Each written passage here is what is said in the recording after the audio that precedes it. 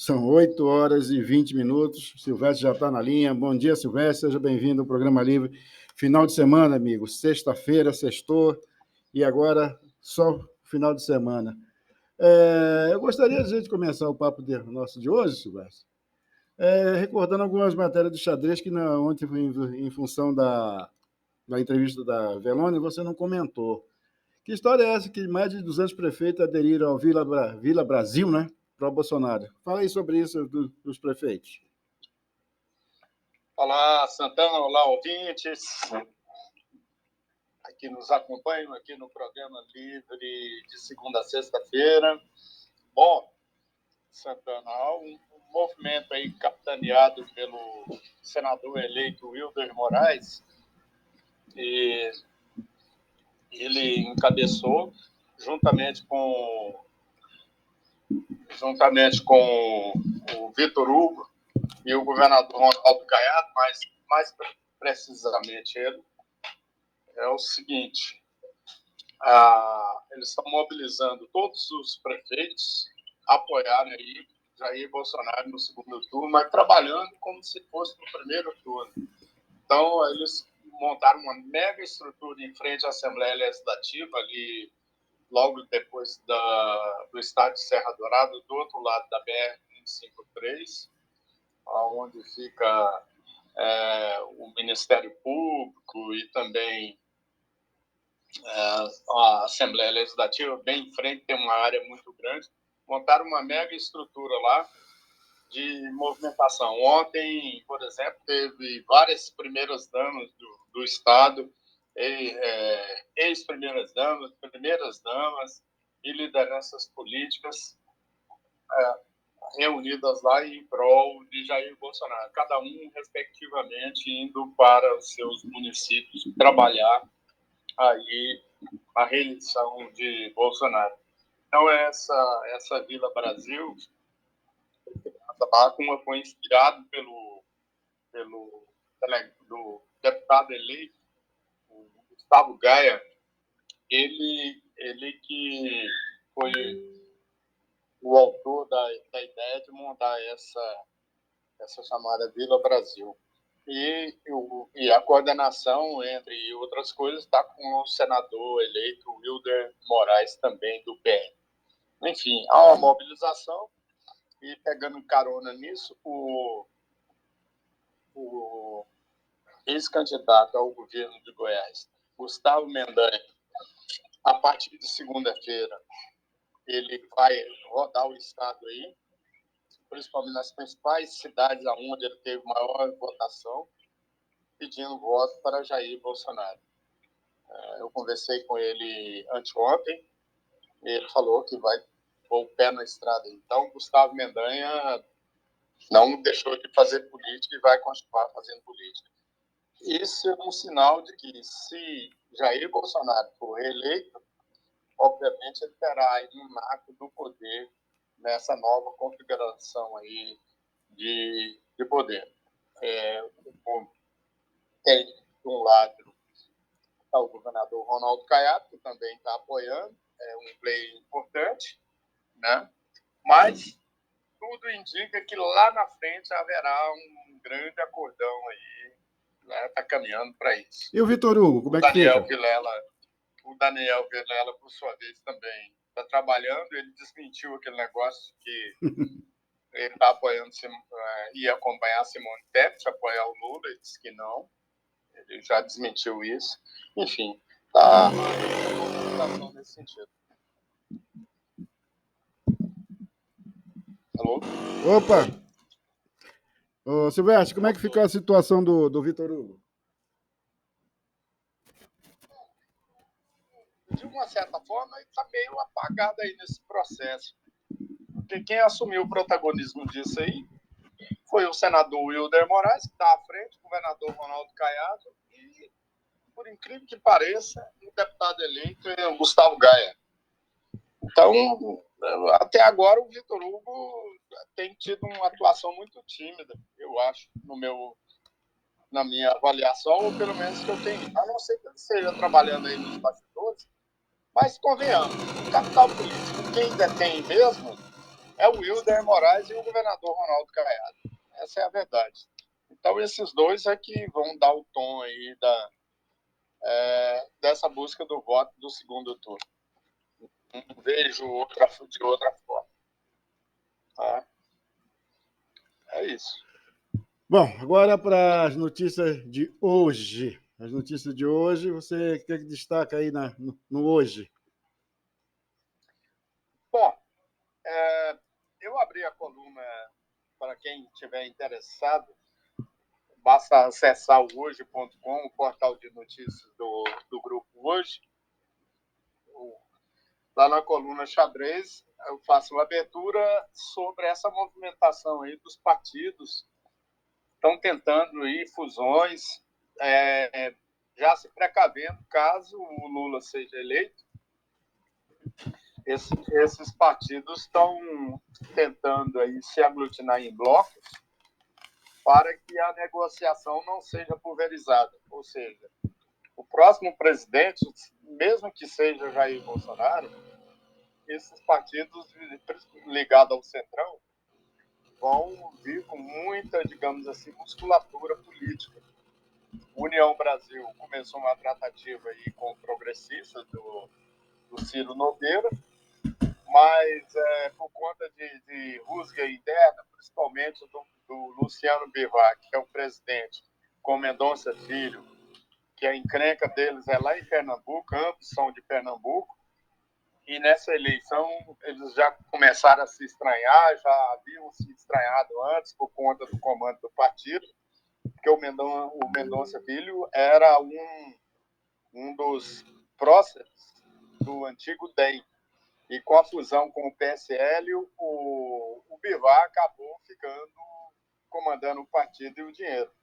E isso, de uma certa forma, desagradou, principalmente lá em Pernambuco, Mendonça Filho, que vê o Luciano Bivar com muito poder. E ele quer aparar as asas dele. Então, ele é contra. Ele está alegando que não houve nenhuma negociação, nenhuma discussão. O Bivar está fazendo tratativas sem consultar o partido, principalmente os deputados do partido. E a outra coisa que o Mendonça Filho, embora eu não tenha deixado claro isso na matéria, mas eu apurei depois, que o Mendonça Filho teme que haja, está na matéria, mas eu não especifiquei como seria isso. Mais o Mendonça Filho e outros antigos remanescentes do antigo DEM, que hoje estão no União Brasil, temem o seguinte: se tiver essa fusão União Brasil e Progressista, o grupo do Progressista hoje, que são bolsonaristas, vão dominar o partido. Esse é o receio deles. Que é óbvio que, caso ocorra essa fusão, o PP é muito mais bolsonarista do que a União Brasil. A União Brasil está neutro. União Brasil está neutro, liberou seus deputados para votar em quem quiser, Lula e o Bolsonaro. Já o PP não, é organicamente bolsonarista, ou seja, vota em Bolsonaro. Então, se houver essa fusão, obviamente poderia ter essa possibilidade aí dos bolsonaristas dominarem o partido. É isso que o Mendonça Filho está questionando aí. Bom, e como é que fica a situação agora do delegado Valdir? Não vai voltar para a polícia, não? Vai fazer o que na vida? Ah, ele jura de pé junto que não volta de jeito nenhum. Não, depois que o cara é deputado federal 2 vezes, ele é muito difícil ele voltar à atividade de origem. Aí ele fica à disposição da liderança do partido, ele arruma qualquer coisa nesse sentido. E voltar no batente, ralar, ele não volta de jeito nenhum. E o delegado Valdir tem um problema. Ele tem muito contencioso dentro da polícia. Então, ele ficaria muito limitado, aí, digamos, você imaginou o delegado Valdir, nessa altura do campeonato, fazendo investigação, cuidando de crime, essas coisas? O cara, depois que entra na política, Eu costumo dizer, Santana e ouvintes, que política só tem uma porta de entrada, não tem porta de saída. O sujeito fica lá dentro, acabou. Depois que você entra na política, você não sai nunca mais. Pega o exemplo aí, ó. Pega o mais simples que você encontrar na sua mente aí, vê se ele não continua fazendo política. Ele pode não fazer política partidária, mas ele continua aí nas esquinas, batendo, falando sobre política, sendo consultado. É isso. Pega um ex-vereador aí, ou qualquer um outro cara sem mandato, ele está fazendo política o tempo todo. Isso é verdade. Então, só tem uma porta de entrada, não tem porta de saída.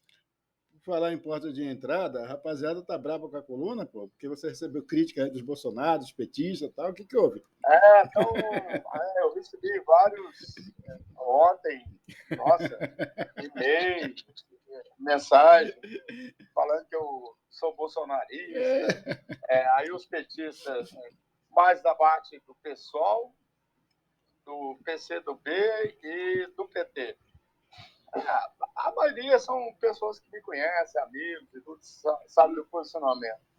E os bolsonaristas de uma certa forma, falando que eu deveria defender mais o Bolsonaro. Não dá para agradar todo mundo, é igual aqui em casa. Eu estou falando aqui, a Adriana está gesticulando aqui. Era bolsonarista, agora virou Lula petista. É um saco. Mas é difícil. Segue a mulher. Não agrada. Nem Jesus agradou todo mundo. Ô, Silvestre, como é que é a situação do Anderson Teodoro? Fala aí pra gente. Olha, eu conversei longamente com ele ontem e está entusiasmado. Eu tinha também cometido uma falha, eu esqueci que o André do Prêmio, lá de aquele que é empresário, ele foi eleito, cara, com uma votação imensa. Ele é do Avante. Ele é de Santo Antônio Descoberto, né? Do Santo Antônio Descoberto, deputado. Aí eu conversei longamente com ele. Ele falou, não, estou aí, tem planos, mas eu vou sentar com meu colega de partido, o Avante. Aliás, viu, o Santana, caros ouvintes, a eleição do Anderson Teodoro e do André, do Prêmio, lá em Santo Antônio Descoberto, reforça muito a posição do entorno. Do Plácido Cunha, que é do Avante, você esqueceu? Ah, tá. Rapaz, 2 deputados aí ajudando ele. É um cenário político novo que pode surgir aí. Então, eu fiquei de conversar com o Anderson, ele falou, não, eu já ouvi falar muito em você, a semana que vem ele será nosso entrevistado. Conversei hora de manhã com o prefeito de Santo Antônio Descoberto, o Aleandro, muito tempo que eu não conversava com ele, o Aleandro Caldato. E aí? Aí ele, ô Silvestre, tá aquele do chapelão, ele é tipo o Amaury Ribeiro. Aí ele falou que vai arrumar um espaço na agenda dele, vai dar uma entrevista pra gente. E, enfim, essa semana a gente vai ter muita conversa aí com os candidatos, já que o pessoal aí do entorno sul não quer falar. Tentei Cristóvão Tormi, não deu. Vou chamar o Will de Cambão, ver se ele fala. A Zeli já entrevistamos. Aí temos que... Esses novatos que eu vou buscar. Vou conversar com o André do Prêmio, também vou entrevistá-lo, apresentar aí aos nossos ouvintes, internautas, esses deputados que serão protagonistas a partir de fevereiro de 2023. Porque eles só tomam posse em fevereiro. Me diz uma achada aqui interessante, que o Supremo Tribunal Federal barrou o prefeito itinerante Mendanha só pode tentar a Goiânia em 2028, pô.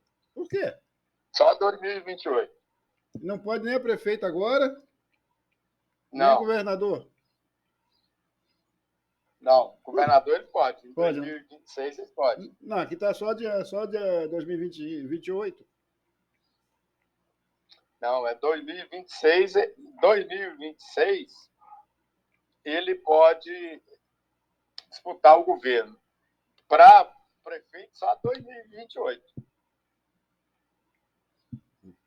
Traduz aí que não deu para entender. Deixa eu explicar. Vamos lá. São de 4 em 4 anos. Isso. Se ele tivesse perdido a eleição para prefeito, ele poderia tentar. Acontece que ele saiu a lei diz o seguinte, ó, o Mendanha renunciou ao segundo mandato, que venceria em 2024. Isso. Em 2024, ele não pode candidatar a prefeito novamente, porque ele renunciou ao mandato. Teoricamente, se ele tivesse renunciado logo depois que ele foi eleito, aí sim ele poderia, mas ele cumpriu praticamente 2 anos de mandato. Ele renunciou para disputar o governo. Então, teoricamente, o mandato dele vence em 2024. Portanto, ele só está apto a disputar prefeito em 2028. Para o governo, ele pode ser em 2026. É isso. Beleza. De 4 em 4 anos. Agora deu para entender, entendeu? É isso. E esse governo itinerante aí, por que o STF barrou? A ideia do Danúbio.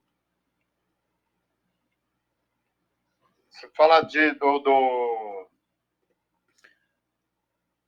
Você fala do governador Ronaldo Caiado?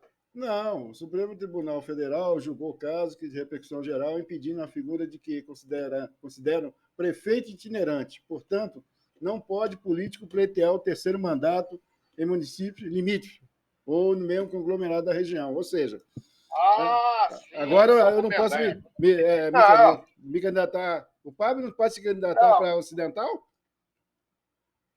Não. Não importa em qualquer território. A lei é clara. Só depois de 4 anos que o sujeito pode disputar em qualquer território brasileiro. Senão o cara sairia daqui para o Tocantins, tem fazenda lá no Tocantins, no município ficando lá de Peixe. Aí eu sou candidato no município de Peixe. Então a lei é clara. Só depois de 4 anos ele pode disputar o mesmo cargo executivo, do qual ele só pode disputar para governo. Certo. Porque governo ele perdeu a eleição, presta atenção. Governo ele perdeu a eleição.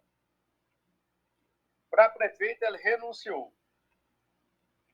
Ao renunciar, teoricamente, a lei entende que ele voluntariamente abdicou do cargo.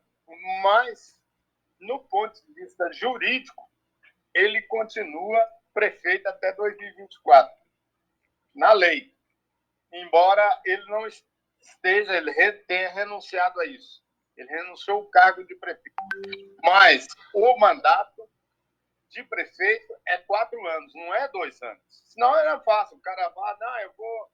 Por isso que o cara, às vezes, é candidato a prefeito, 2 anos depois ele disputa o governo. Aí ele pode, porque ele está saindo da condição de prefeito para a condição de governador, presidente. Certo. Entendeu? Beleza, então. Cargo majoritário. Cargo proporcional, no proporcional é diferente. O que é o proporcional? É deputado. Deputado estadual e federal. Você é prefeito, você pode... você é prefeito e renuncia para disputar deputado federal, essa é a dúvida do cara. O cara não deixa para disputar para deputado federal ou deputado estadual, não tem problema. Mas se ele for depois tentar voltar para ser candidato a prefeito novamente, ele tem que cumprir os 4 anos. É uma quarentena. Certo. Bom, para finalizar a tua participação, né, hoje e da semana, qual é a sorte do Dória? Bom, o Dória é o seguinte, ele disse que cumpriu a missão dele, eu falei rapidamente com ele no WhatsApp. Ele disse que está aguardando aí, tem proposta, vai ficar neutro, não vai votar em ninguém, e vai votar em branco, e vai aguardar o cenário político de 2023 para ver qual partido ele vai filiar, aí ele voltar à atividade política partidária. Foi isso que ele me disse. Brasília, alguma novidade? Não, Brasília não, tá aquele paradão, o chororô de sempre. O Hollenberg frustrou, porque ele queria levar no tapetão, não conseguiu. E, enfim, tá aí o Ibanez. Só tem uma pequena encrenca aí que o Valdemar Costa Neto tá puto da vida com a parte do grupo aí do Jair Bolsonaro. Embora seja do partido, porque o Valdemar Costa Neto acha que o bolsonarismo, via Michele Bolsonaro, sacaneou a Flávia Arruda e o Arruda. E o Arruda recebeu mais uma condenação agora, né? Eles querem... O Arruda encerrou a carreira mesmo política. Enterraram, sepultaram a Arruda, né? Sepultaram. Mais um... O Cata Preta... Cata Preta. Não é capa preta, não. Cata Preta, que o advogado dele disse que não, que pode reverter esse processo, mas é ruim. Vai ficar essa encrenca toda a vida aí. Como ele só pode ser candidato só daqui em 2026. Tem muito tempo. Tem, mas até lá ele está com 90 anos. Aí já foi, né? Mas já é. 90 anos não, é brincadeira. Ele está com 70. Não, vai com 70, vai ficar com 78 anos, mais ou menos. Ele é mais novo que eu. Ele está com... Embora pareça mais velho, porque sofreu mais. Mas ele está com 74, se eu não me engano. Vai estar com 78. 78 anos. Pode ser. Mas até lá ele construiu aí um novo caminho para a Flávia Arruda. Mas a Flávia também, né? A Flávia, não. Ela, se o Bolsonaro ganhar... Ela tem vaga. A Flávia Arruda emerge como um grande player político. Isso aí não tem a dúvida. Porque o partido vai ajudá-lo. Principalmente o Costa Neto. Tá. Bom, amigo, um grande abraço. Bom final de semana para você, para Adriana aí. Até segunda, tá certo? Até segunda. Fui. Tchau. 8h40, 8h41, na virada do relógio aqui. Nós batemos um papo com o Silvestre e também